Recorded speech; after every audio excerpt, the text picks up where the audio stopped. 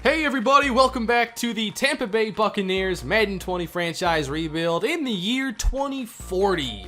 We're 9 games in, 5-4 on the season, but it doesn't look like we'll be winning the division this season. It would have to take the Panthers losing a ton of their remaining games, and I'm not counting on that. We saw just how strong they are last episode, so we set our sights now on the wild card battle here in the NFC, and I'm not sure how easy that's going to be either. There are some really good standout teams here in the conference. We have the Panthers, the Vikings who have one loss, and then Chicago. And obviously they're in the same division as Minnesota, so only one can win the division. The other one will have to fight for a wild card spot. So I'm thinking this is going to be a 6-seed season for us if we make it to the playoffs at all. Perry Byers is going to miss the rest of the season. We're upgrading him here to an 82 overall, but we're going to play the rookie Anthony Savage in his place as we try to see if our defense can play more above average in the second half. In the first half of the season, both sides of the football, I think we're ranked 19th, and it's only getting a little more difficult from here. Savage here is the rookie from Texas at 23 years old. He will become an immediate starter. Brandon Hurst is going to play some more safety snaps, and hopefully we can figure this out.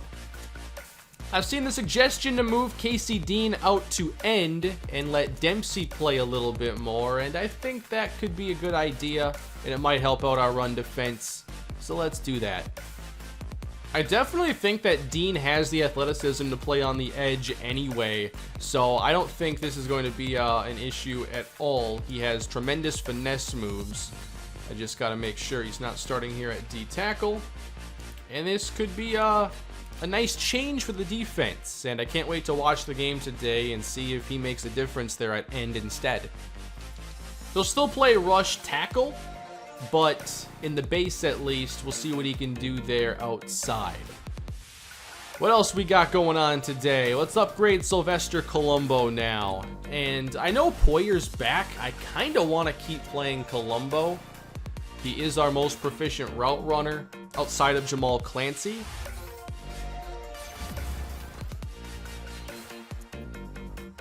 I wish this was chronological, but this 8-catch game I'm pretty sure was the one that we were watching last episode. So I don't know if I'm immediately putting Poyer back as a starter. We're going to try here having Clancy and Colombo as the starters, and then Gardner, of course, plays the slot when we go 3 wide. I could also experiment with Colombo going there, because, I mean, it would be nice to see Gardner get some of those targets that we used to see from Mills. I'm not against trying that out. So here's what we'll do instead. Gardner to number 2, Colombo to 4. Poyer will play the 3 spot, but that's kind of irrelevant because we'll make the slot Sylvester Colombo. Let's see how that goes. This is the most points we've scored all season, and this is the very first time we've put up over 30 in a game all season. 38-10, we defeat Philadelphia with 2 touchdowns from Jeffrey Kitchen, 120 on the ground for Ellis Norton, 2 rushing scores here, actually 3. Quandre Crutchfield had 1. Not much here in the air. Norton led us in receiving. Clancy found the end zone, and so did Colombo. For the defense, Dorsett, Macklin, and Dempsey, along with Dean, all pick up sacks, and Derek Faison picks up an INT. Suddenly the wins are adding up. That's now 3 in a row we defeat the Chargers. And we get 3 touchdowns in this one for Jeffrey Kitchen, 2 touchdowns for Devontae Orr, 103 in to score for Ellis Norton on the ground. Receiving, big day here for Lockhart, and a very nice game for Jamal Clancy. Don't always see these breakouts from him, so that's awesome. Gardner found the end zone. There we go. We got the touchdown. Colombo 43. And Godwin 21 yards. How about our defense now? Dorsett, Seymour, Meredith. We now find ourselves 2 games behind the Panthers, but it's really 3 because they've already defeated us twice. So we're a little bit closer to a playoff spot regardless, and 3 games effectively behind the Panthers.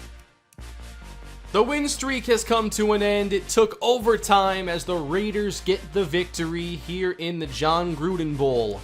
And the Raiders end our winning streak with 2 touchdowns from Mason Hamilton, 2 scores here for Jeffrey Kitchen.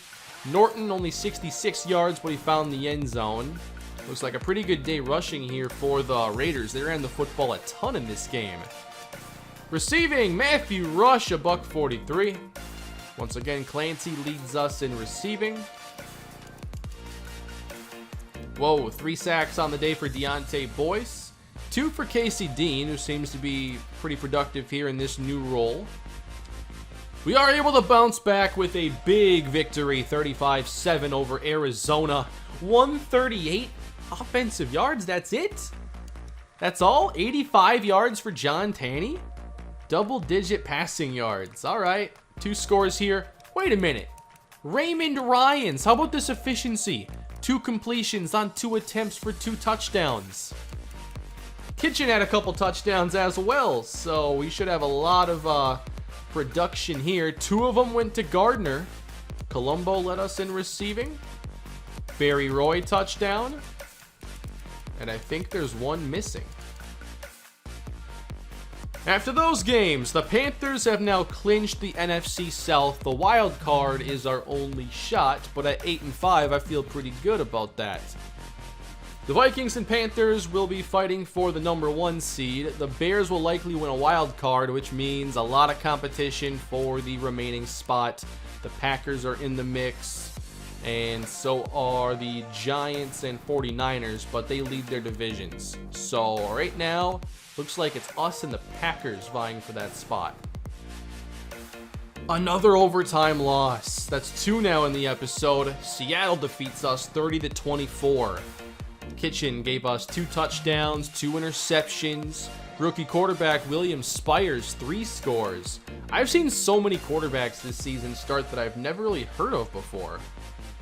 Keontae Moody, whoa, I have not seen that name in this series in a really long time. Norton 63 and a touchdown, Sweeting scored. I gotta see what Keontae Moody's been up to. I know I recognize the name, but I can't remember when he was actually on our team. Oh my, he became an X Factor. That's pretty good. Wow, good route running here, 88 speed. That's impressive. So Moody, whoa, that's a lot of production. I remember correctly, right? He was on our team. I remember Keontae Moody. Tampa wins over Atlanta 22-20. Not bad. So we will get a shot here to play for the postseason. Kitchen throws a couple more touchdowns. Dominique Hadley, another big game against us. Clancy leads us in receiving. All right, so 1 more game to go. We'll check on the standings quick and see what's happened with Green Bay. If week 17 doesn't matter and we've clinched, we'll just go to the postseason today. Otherwise, we'll play week 17. So Minnesota's clinched, Panthers clinched, Bears clinch a spot, Giants, oh boy. Packers could win and just end our season right here. It'd be as simple as that. We're only 9-6, this is no guarantee. And we have a new injury here going into the season finale. And it is to Rodney Staley. A broken toe will keep him out of the finale. Cedric Curry, shutdown corner, 94 overall. He is the best player here on the Denver Broncos defense. Preston McGrath is the tight end. He has double me. I don't know if I've seen that one before for a tight end, but it's not like I really check out abilities a lot or anything or play Ultimate Team or whatever. So that just sounds really powerful. There's Roland Vick, Rashard Conley. So DeMarcus Wake will play quarterback for them. He's still there. Isaac Portis at running back. And then Julius Curtis, Ronnie Colombo, and Clint Thomas. So there's no guarantee that winning this game will put us in the postseason, but there is a guarantee that if we lose, we're not going. So here we go. Gotta win here in week 17. Week 17 is here, everybody. The season will end with the Buccaneers and the Broncos going head-to-head. But if the Packers win and we see the score down below, we basically know this game is meaningless for the most part. So that's a big negative. And because this is a primetime game, I imagine that Packer game is over. So hopefully they lose and we got a shot here. And we're underway. Broncos start with the football at the 26 in the I formation. DeMarcus Wake's throwing this one quick outside for a quick gain of 2. Carolina picked up a victory. They finished 13-3. Here's Wake offline. It is knocked away. Good coverage. Third down here on the opening drive for the Broncos, with 2 stars next to star quarterback DeMarcus Wake, who will be forced to check it down, and that is incomplete. Good start. I still have not seen the Green Bay score. Still waiting. But we take over here inside the 10. Jeffrey Kitchen outside and broken up for Gardner. Third down for Denver. Got to get to the 17-yard line or so. Kitchen has the time, but he's got to check it down. And Roy's not going to get there. He gets 4. 2 unspectacular drives to start the day, but after a short punt, pretty good field position here for the Broncos. Off play action, there goes Wake, and he picks up a couple of yards before he's stopped by Markel Daniels. Wake to the air, throwing quick for the first down. Preston McGrath, the star tight end. How long is it going to take for this Green Bay score to pop up, by the way? I'm still waiting on it. At the 36-yard line now, here's Wake. Plenty of time and wide open. Too easy. Clint Thomas. Handoff here on second down, and not much room here for Portis.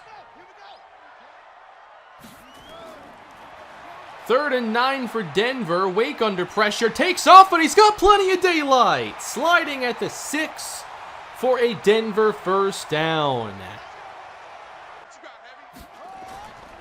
They'll run this one. Portis met in the backfield. Come on, rip it away.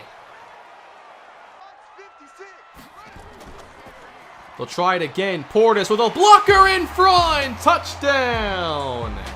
Untouched that time, and Denver scores first.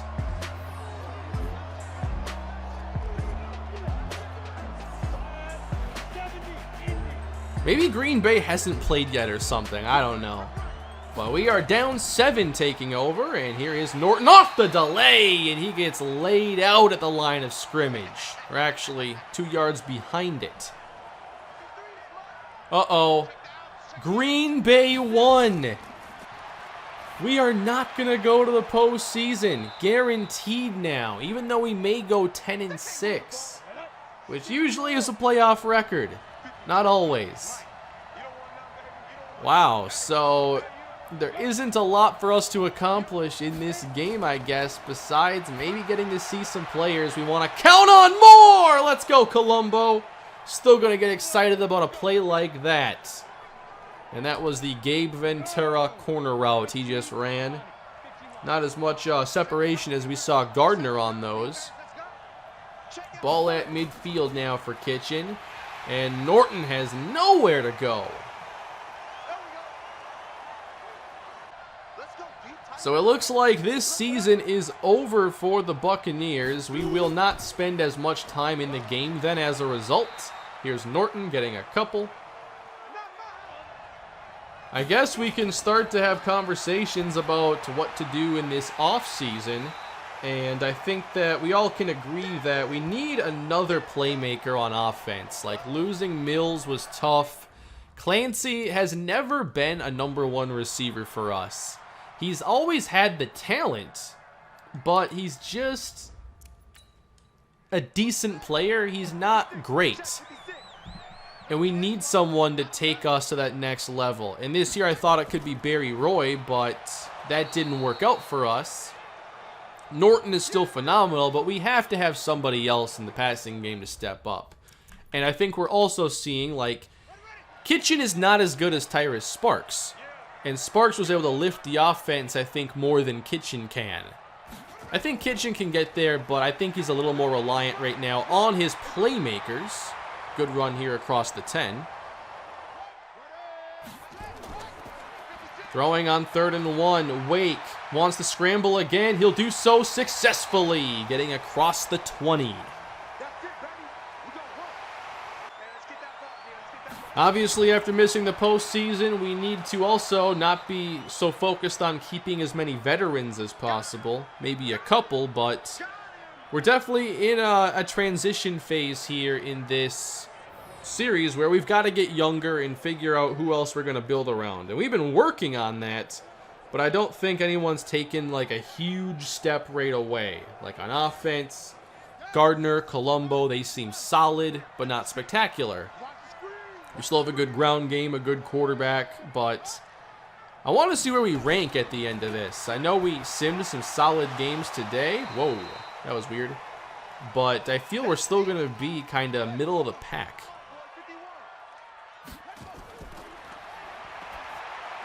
Wake's got time and converts the 3rd and 11, finding Clint Thomas.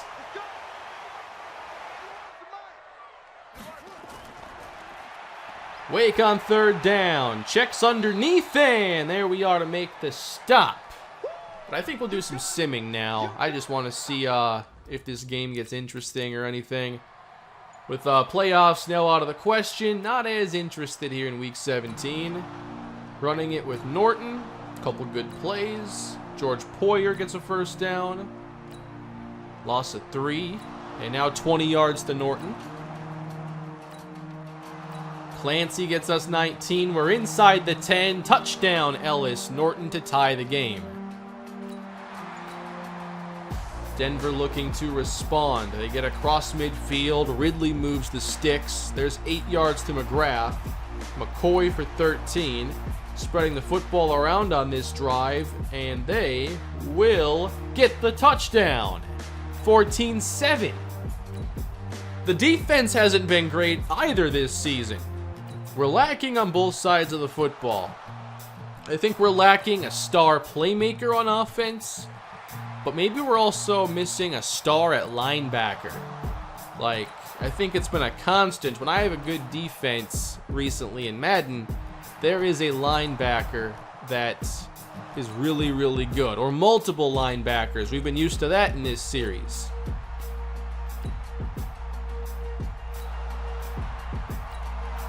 24 yards here to Clancy. He's having a pretty solid day today, been very busy.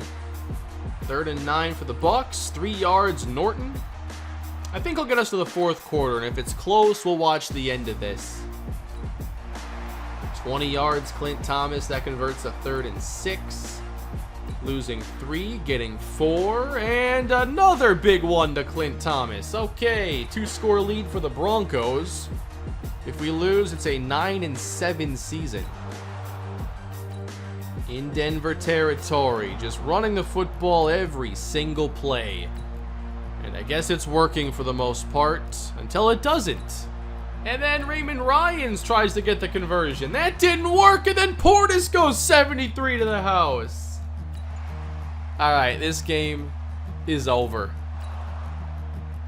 Who wants a garbage time touchdown, though? 11 to Clancy. 7 to Roy. 3rd and 3. We get 7. Wow, we're down 18 points right now. I didn't even realize that. At the 1. Touchdown, Norton. 2-score game. After giving up 2 long touchdowns, a penalty helps. And then a penalty gives them the 1st down. Thought about maybe jumping into this game, but Denver's given me no reason to do so now. Intercepted, though, by Dotson, and then 25 Clancy. All right, you want to watch the season end here in spectacular fashion? Let's go.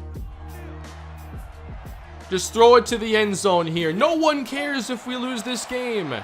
Outside, Norton turns up, keeps his balance. Not bad. On second down, that is complete for a first to Galloway. That'll take us to the 2-minute warning.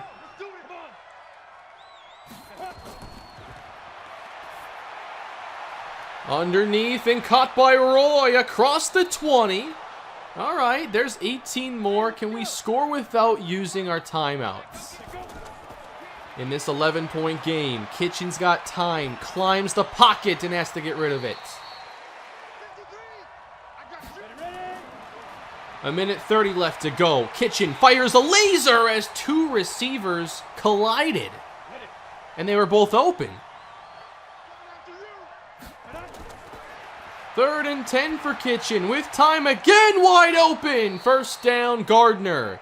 2 yards out. Do not use a timeout, please. You have to score without it. Hopefully right here. That's caught. Touchdown, Ellis Norton. So it's now a 1-score game for the Tampa Bay Bucs. We will now go for 2 to make this a field goal game. Motion man Jamal Clancy. Kitchen fires back, corner, wide open. It's Sylvester Colombo.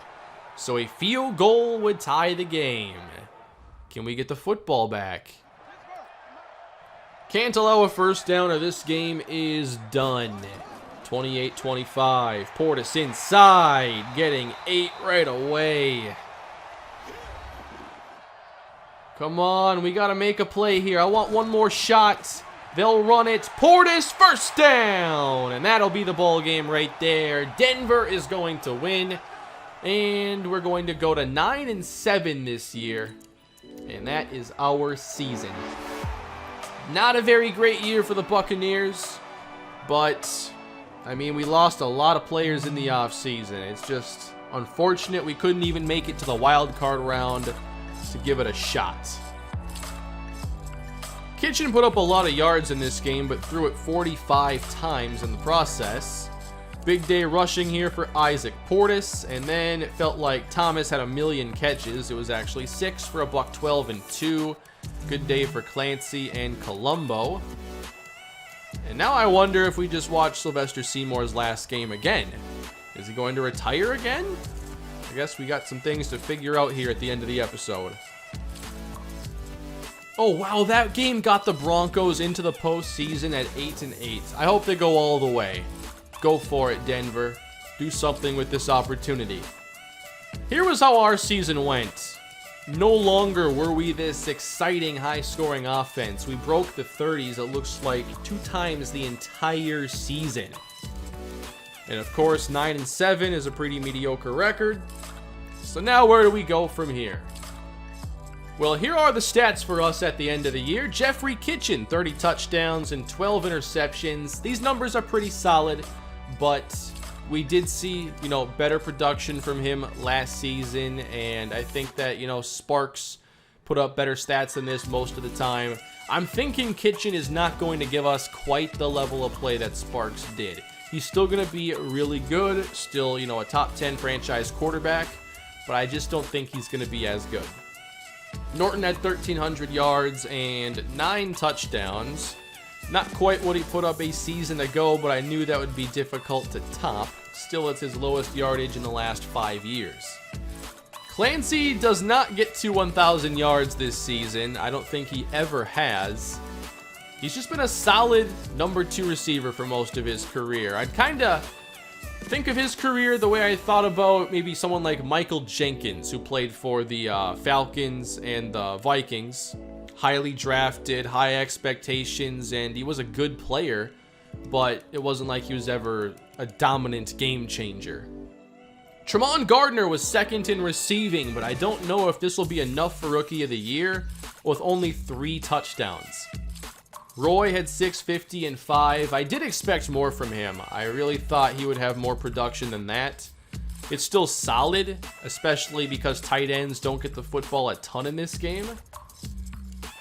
I wonder what his overall is at receiver. Just throwing it out there. Could Barry Roy move back to wide receiver? Huh. What is the overall? I saw the route runnings there and I like them. But could we actually consider the reversal here. He started out his career drafted as a wideout, moved to tight end. Do we just play him at receiver going forward? He has outstanding hands. He offers pretty solid route running skills. And I think he'd be more productive at receiver. So do we give that a shot next year? Just throwing it out there. I'll move him back to tight end for now. Defensively, Randy Dorsett had a pretty solid season. Casey Dean leads the team in sacks. Macklin had 7.5. And Sylvester Seymour, he gave us 7 more. Will that be it for his great career? Will he retire now for a second time? A few interceptions on the year, not too many takeaways for our defense. And for the rankings now, actually 5th in offense. Wow. And defense was 23rd. So we've got to get a lot better defensively, that's for sure. 11th in points scored and 10th in points allowed.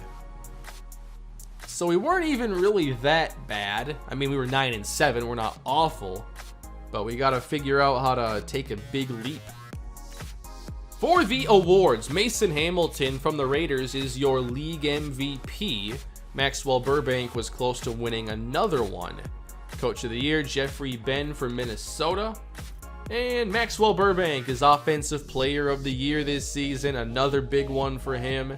Leo Decker is Defensive Player of the Year. Randy Dorsett.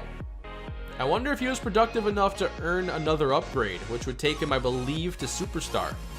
Offensive Rookie of the Year is William Spires, quarterback of the Seahawks. There were a lot of highly drafted quarterbacks, so I should have known that Gardner had basically no shot of winning Rookie of the Year this season.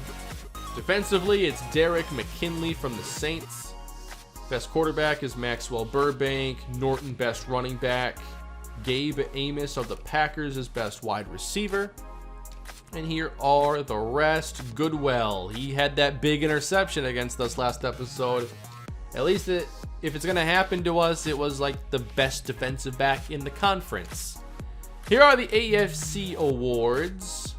Corey McKinley has moved from the Jaguars to the Jets. That's pretty interesting. Best running back, Isaac Portis, had a couple good runs against us today. Well, the Vikings aren't going to the Super Bowl. Burbank is in the Pro Bowl. So is Ellis Norton. And anybody else for us? There's Clancy. He's a Pro Bowl wide receiver this season. Leonard Lester, Hensley, Hakeem. So a few for us on offense. Randy Dorsett. That's big. I think he's going to take a nice leap here going into his 3rd season, I want to say. Treywick made it. Could be his last season here in Tampa. This year's Super Bowl will be between the Jets and the 49ers. Let's see what their records were this season. Jets were 10-6. San Francisco 9-7. So none of the favorites are going. Not the Vikings, the Patriots, the Panthers. No top seeds moving on. And if you enjoyed the Patriots-Rams Super Bowl, you'd probably enjoy this one. 14-7. That's it. Jets win over San Francisco. I'm not sure they've really won much in this series, but Corey McKinley, I feel like he's got to have a couple rings now. I'll have to check his legacy. 2 touchdowns now for him, 271. Not a spectacular offense, but some really solid defense here from the Jets. If we check out the quarterbacks, of course, Tyrus Sparks is here with his 4 Super Bowl rings. Tom Brady 6. And if we go down, McKinley. Okay, that is his first. I didn't realize that. I thought he had won a couple just because I know he played in the playoffs for so many years. But before he retires, maybe it's this season he'll do it. He got his ring. For a career stat update, here's what we have for Tampa Bay. On the ground, Norton now 111 touchdowns and over 11,000 rushing yards. Adrian Godwin is actually our leading active receiver in all 3 major categories, followed by Jamal Clancy and then Brendan Galloway. That tells you how inexperienced our wide receivers are. And defensively, Seymour gets the 150. We'll see if he comes back here very shortly. Let's check out the league-wide career stats. Greg Wilbur, 420 touchdowns to just 91 picks. That's a pretty good ratio.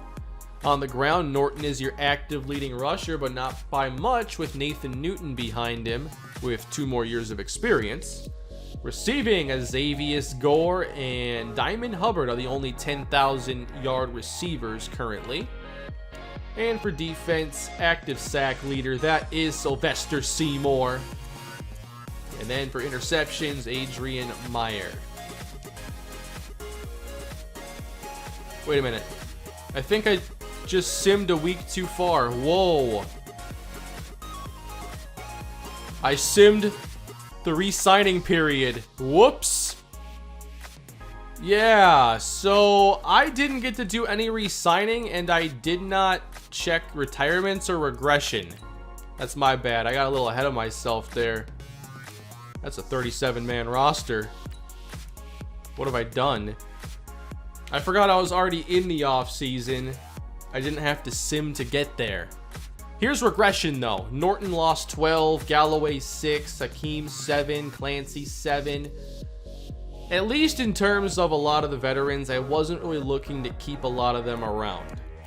I was, aware that we need to get younger. I don't think the CPU would have signed anybody though without me making a move.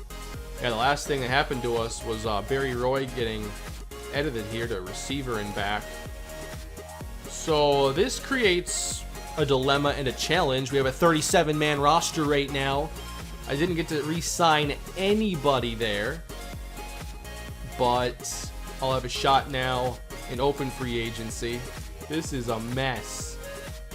At least we have some cap space. Let's just preview it now and take a look at what we can do potentially. Yeah, I would have liked to sign Dotson. I still can. I just might have to pay a bit more. Same for Leonard Lester. But we have to get a plan together for this next offseason. And part of that plan is going to be to have Sylvester Seymour come back because he has not retired. It's not a spectacular free agent class, especially when you take away the players who are already on our team to begin with. But next episode, we try to put this together again, have a good off season that can get us back to the playoffs, and hopefully find some new players to build around while we're still here in this series. So that is going to do it for this one, everybody. I hope you enjoyed the episode despite no playoffs, nothing too spectacular happened. But that's how it goes sometimes. Can't win everything. Please leave a like and subscribe to the channel, and I'll be back for another off season here very shortly. Have a great day, everybody.